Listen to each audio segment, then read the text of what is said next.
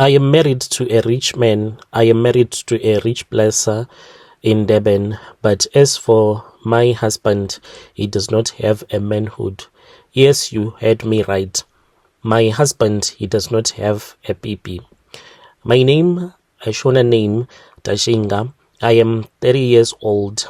I don't have a child and I'm still a virgin, and I have been married for the past 2 years. From the outside, I look like I have a perfect life, and I am living in a beautiful gated estate in Durban. My house, it is pretty big.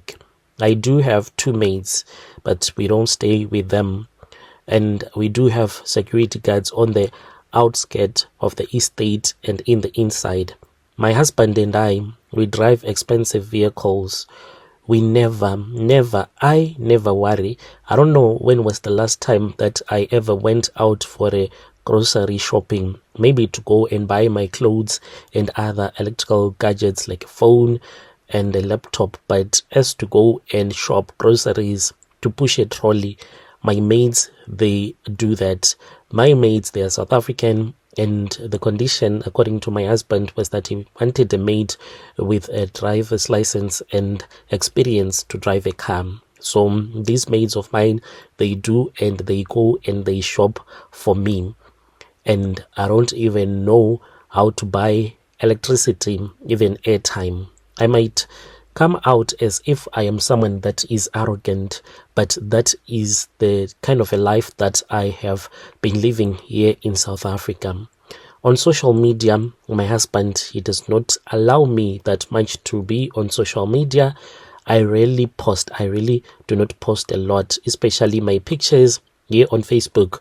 If I had not locked my account, if I had given you permission to open my account, the only picture that you might find, it could be the pictures of mine when I was still in high school, here and there when I was at university, and then my wedding pictures. That is all. The expensive life that I am living right now, my husband, he always say that this is for you. You do not have to show the world that you are rich. Just to go back to my old life, I could give everything because I'm still a virgin, 2 years in my marriage, and my body remains completely untouched. We might have oral sex, me and my husband, but he can't penetrate me because he does not have a thing to penetrate me with. I was not always married to Mark. Before Mark came into my life, there was another man. This guy, his name was Happy. We met when we were both young and struggling from where I do come from, in a township that is called Mavuko, just outside of Harare. Back then, me and my boyfriend, we completed each other. He had no money, he had no car, he had nothing. He was someone that was just brilliant. He was the one that assisted me when I was about to write my Form 6. He was very good in mathematics. So that is how we started to date. From him teaching me mathematics, and then I fell in love with him.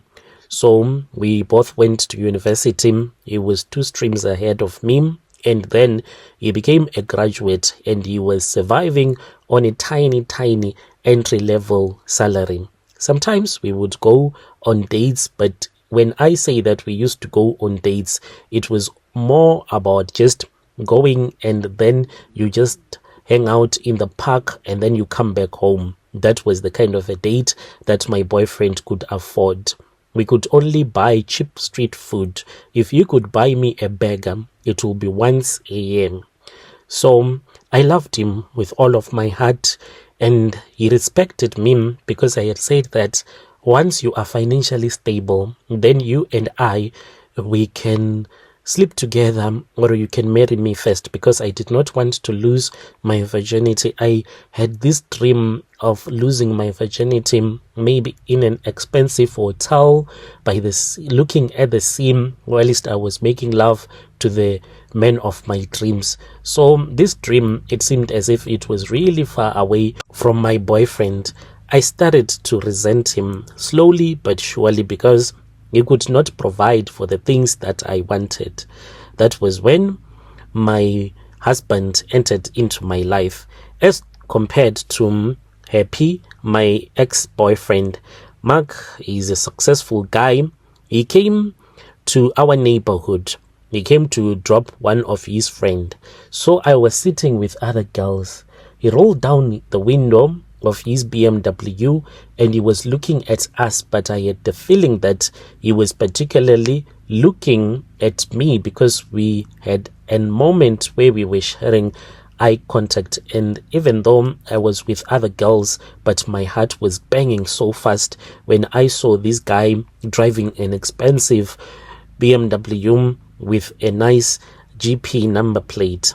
So later on, that was when I started to ask that other guy from our neighborhood about his new friend. He told me that they went to university together, and I was like, oh, okay, cool. Later on, he then said that he had spoken with his friend Mark about me, and Mark was also interested in me and he wanted my numbers. And then that is how I started to talk with Mark, who had already returned back to Joburg by that time.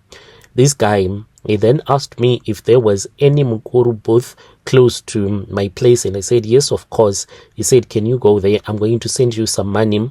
I then said that I was supposed to send him my details so that he can send me money. That was the first time that I had ever gotten money from someone that was in South Africa. From there on, I became so distant with my boyfriend, and I did not want to be with Happy because anything that he did, it just irritated me. He annoyed me. Someone that is broke will always annoy you. And I ended our relationship, and it still hurts me to this very day that this was what I did, but it happened.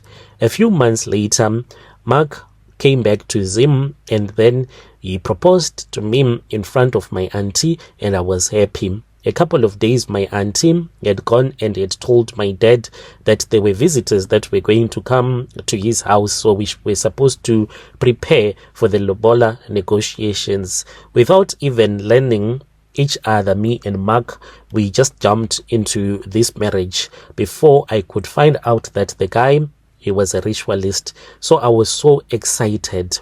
So after the bride price had been negotiated, and it was a lot of cows that my dad received from Mark and his relatives, then the wedding preparations began.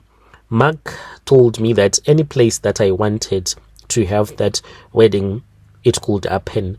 The venue, it was a garden estate in the suburbs in Harare, and it was so amazing because that was what I always wanted, a garden wedding.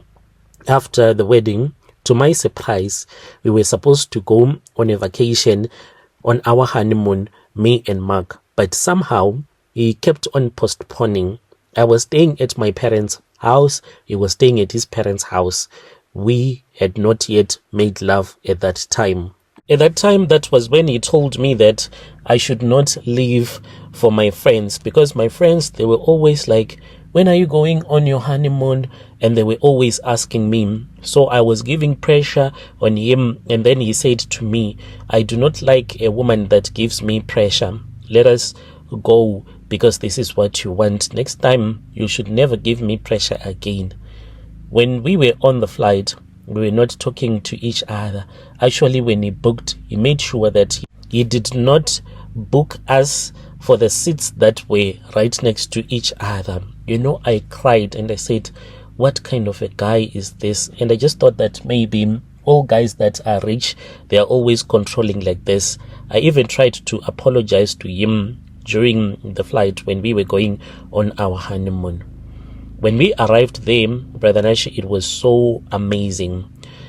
I thought that we were supposed to go to Europe, or maybe we were going to Mauritius, but then he told me that we were going to the honeymoon in South Africa. So when we arrived in South Africa, then we were taken to a nice beachfront villa, and it was still amazing. But South Africa, guys, it is right next door to Zim. I wanted somewhere that was far, and I felt amazing because this guy, he was trying by all means to make me feel nice because he had been screaming at me before the flight. When it was at night, I was nervous. I had been searching on the internet ever since I had arrived in South Africa. Was it going to be painful the first time being penetrated by a man? It was at night. The guy, it seemed as if he was also nervous, and I had prepared. I went out of my way when I saw that it was already getting late, and my guy, he was not making any romantic preparations. I then went out and I bought some flowers, and I made the bedroom to look amazing. Expensive bottles of champagne, chocolates here and there, and everything the way that I had imagined it to be. I waited for my husband to come and to make me to be his wife. I had an expensive lingerie that I had bought for myself, and my friend had helped me to choose it. I was wearing it. I was ready to become his wife in each and every single way. So my husband, it seemed as if there was nothing that we were supposed to do. We were like sister and brother. He was not even looking at me. He was busy on his laptop. Tried to touch him, but each and every time when I would try to touch him to seduce him, he'll be like, no, just wait a little bit. That was the first night. The second night, it happened again, and I got angry at him. I was naked, and I said, can't you see me? And then that was when he sat down with me and he said, please forgive me. I was not supposed to marry you. I instantly started crying because the way that he had mistreated me just before we had left Zim, it had left a lot of unanswered questions in my mind. And they said, oh, so why did you waste your money in marrying me? He said that it was a mistake. I thought that my Lord, he was going to allow you to become my wife in all, as he was pointing at my private part. I could not understand, and I said, you mean that God does not allow you to sleep with me? Because I had heard him mentioning Lord. So growing up as a Christian, when someone says Lord, you just think that Lord means Jesus Christ, Lord means the Creator, but there are many Lords out there, different types of gods and goddesses that are demons. So this was what he was referring to. I could not understand, why would God not allow my husband, who had married me, who knew my parents, had given my father the bride price, why would God not allow such a man to touch me, to sleep with me? He then explained something that was so scary to me. He said that before he had made money, he used to sell cars, like what he's still doing, but he sells these cars back home in Zim. What he used to do is that they would buy the cars on a website. They buy these cars in places like Thailand as well as Japan. And these cars, they land in Dubarn and they take those cars to Zim. He said, unfortunately, he scaled too fast and his cars were just sitting in Musina because he did not have money to make them to cross over into Zim. He needed money quick. That was when he took a risk to smuggle some other cars after people had paid him through Tanzania. Unfortunately, just when they had entered into Zambia, they were supposed to pass through this checkpoint, but they passed through that checkpoint before the right shift had been there at the roadblock. So that is how their cars were seized, and he was arrested and he stayed in prison for smuggling cars from Tanzania through Zambia with the intentions of selling them in Zim. He lost his money, he lost the money for the customers, and he lost the cars. I asked him what happened after. He said after he had been released, he escaped, and he told me that he was banned permanently from ever entering Zambia again because he escaped custody after he made a deal with one police officer, and then they just pretended as if they did not fully lock the police vehicle which he was still in, because they were transferring him from the hands of the police to the immigration so that they can start with the deportation process. He got onto a bus that was already waiting, and he found himself, he was in Tanzania with his friend. Whilst they were in Tanzania, he said that he stayed there as a street kid. They were just homeless. They were staying in the streets. When they were homeless, he said that that was when they started to sell traditional herbs, because his friend, he knew all about herbs that can assist a man if he has STIs. So they would go into the bushes, dig up some of the herbs that he knew, and he said that some of them, they were fake herbs, pretending as if they were powerful traditional healers from Zim. Later on, they were discovered by another traditional healer from Tanzania, who started to give them some of his herbs so that they can sell for him. That is how they started to get money and earn money in Tanzania. Later on, they came clean to that sangoma, that they were not true sangomas. It was just that the friend, he knew more about herbs, and they were selling fake roots of trees that they would go and just dig up the roots and pretend that these were powerful charms from Zim. That man also had his own uncle who used to assist people to become money ritualists. The first time when they went there, they were told that they were supposed to look for an albino. It's either from Zim, and to bring that person into Tanzania, and that albino man or woman or a child will possess so much magic that they would use in order to make magic money. They could not go ahead with that. They kept on going back to that traditional healer. Finally, that was when they were told that there was another way for them to become rich, and this was through sacrificing their manhood. He told me that when it was time for them to do the final sacrifice, that man, he had a worm that he took from his garden, and he placed that worm on the manhood of my husband, and it entered inside through the pee hole, and it started to eat his manhood from the inside out until there was nothing. He said it started to shrink bit by bit, bit by bit. As for now, his manhood, it is less than 1 centimeter. The only purpose for this manhood of his is for him to be able to pee. He can't pee directly into the toilet. He uses a 2-liter empty Coke bottle, and he puts that tiny little thing inside the empty Coke bottle, and then he pees. And every time when he is peeing, he can even start to cry. When he told me this, Brother Nashi, I was shaking and I was nervous of what he had told me. I thought that it was a lie. He then removed the robe that he was wearing, and he said, "You see," and he revealed it to me that he was telling me nothing but the whole truth. What I was looking at, it was maybe less than 1 centimeter of a man's manhood, so tiny. If you do not see properly, you can't even see that there is anything. But the balls and everything, they are there. The manhood, there is nothing. I then said, "So why did you marry me when you have such a condition?"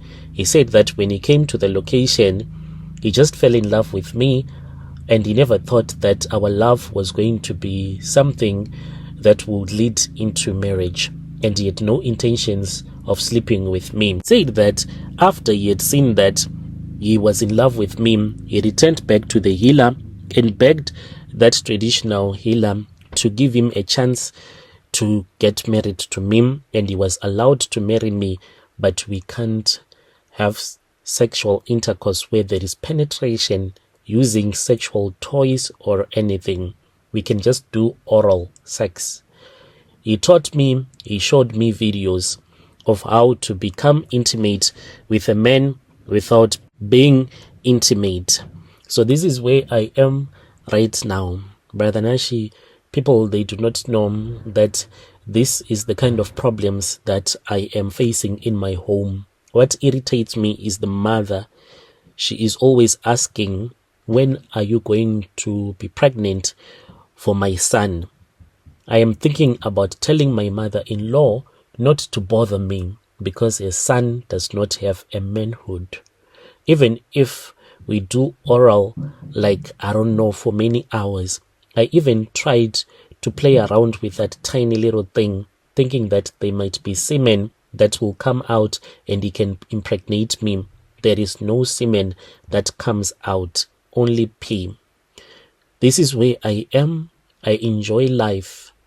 With the things that might be happening right now in South Africa where I stay, I am more than secure.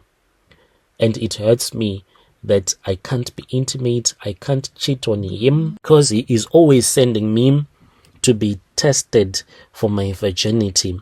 He said, if you ever cheat on me, that man and you are going to die at the same time. Tell me, what am I supposed to do? I beg you for an answer.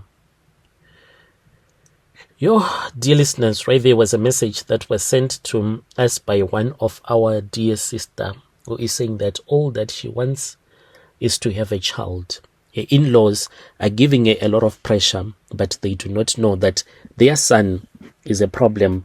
He can't give her kids. Must she tell the in-laws or not? Let us meet again in the following episode.